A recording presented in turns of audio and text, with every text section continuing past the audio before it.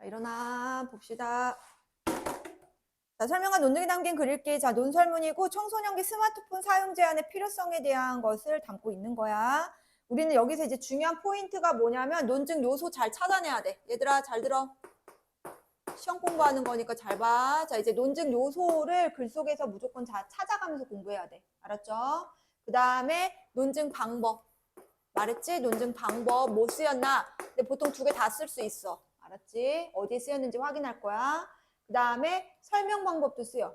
그러니까 다양한 설명 방법 어떻게 쓰였는지도 알아야 됩니다. 포인트 다 나와 있죠? 네. 그 포인트 우리가 알아야 된다. 그 얘기입니다. 그래서 그걸 어떻게 하면서 읽는다? 우리는 찾아가고 이거 제대로 쓰였나 안 쓰였나 묻는 문제가 나오겠지. 그러면 아 이거 제대로 쓰였습니다. 아닙니다. 하는 거를 찾아가면서 확인해 봐야 돼. 그러면 65페이지 스마트폰을 많이 사용해도 괜찮을까 볼게. 요즘 스마트폰을 사용하지 않는 사람은 거의 없습니다. 스마트폰 없이는 일상생활이 불가능할 정도입니다. 내용 봐. 그러다 보니 잠시라도 손에 스마트폰이 없으면 불안을 느끼곤 합니다.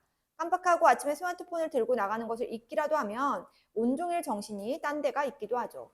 다른 사람들과 연락이 끊기면 답답함을 느끼고 남는 시간을 어떻게 보낼지 몰라 안절부절 못하기도 합니다. 이렇게 스마트폰 없이 잠시도 견딜 수 없는 상태를 바로 뭐라고 한대요? 스마트폰 중독.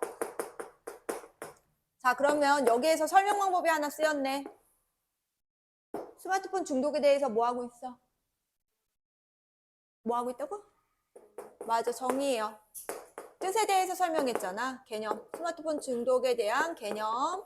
그리고 뜻에 대해서 설명했기 때문에 정의의 설명 방법 쓰였구나.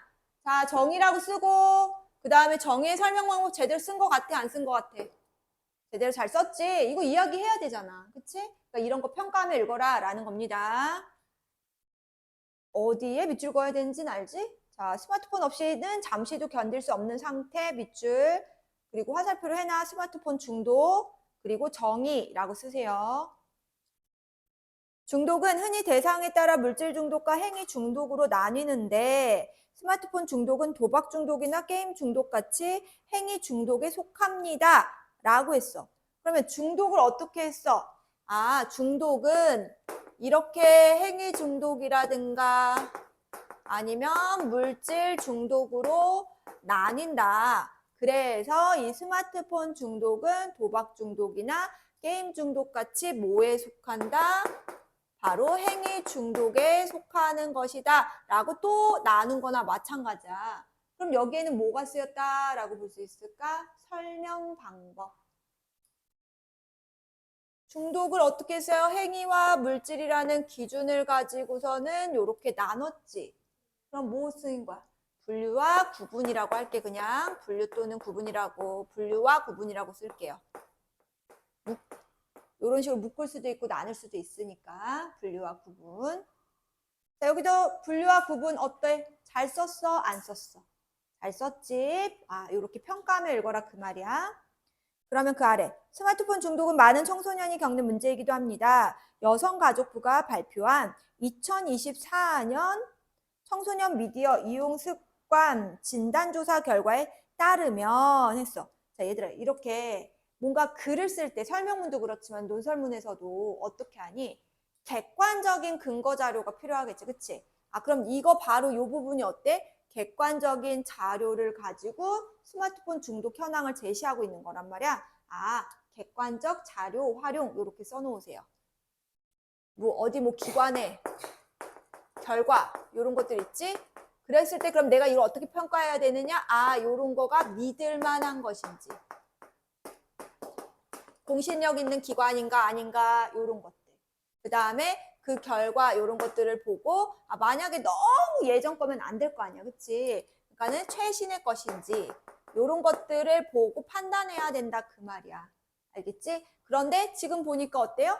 괜찮지? 아, 그러면 적절히 잘 사용했다라고 보면 되는 겁니다. 바로 이런 게 무엇이냐? 아, 이런 것들이 적절한지 타당한지 적절성 평가하며 읽었다라고 보는 거야. 이해했어? 이거 막 외울 필요는 없지? 아, 이렇게 하는 거구나. 문제는 그런 식으로 나오겠구나 라고 생각하면 돼. 자, 그래서 스마트폰에 과다하게 의존하는 경향을 보이는 청소년 10.2%에 이르고 스마트폰과 인터넷 모두 과다하게 의존하는 경향을 보이는 청소년도 6.5%나 차지했다. 중독 현황 나온 거야. 그러면 핵심 포인트 1 잘 보세요. 스마트폰 중독을 설명할 때 사용한 설명 방법 바로 요거는 분류와 구분에 해당된다라고 방금 했죠. 그리고 그 아래 확인하세요.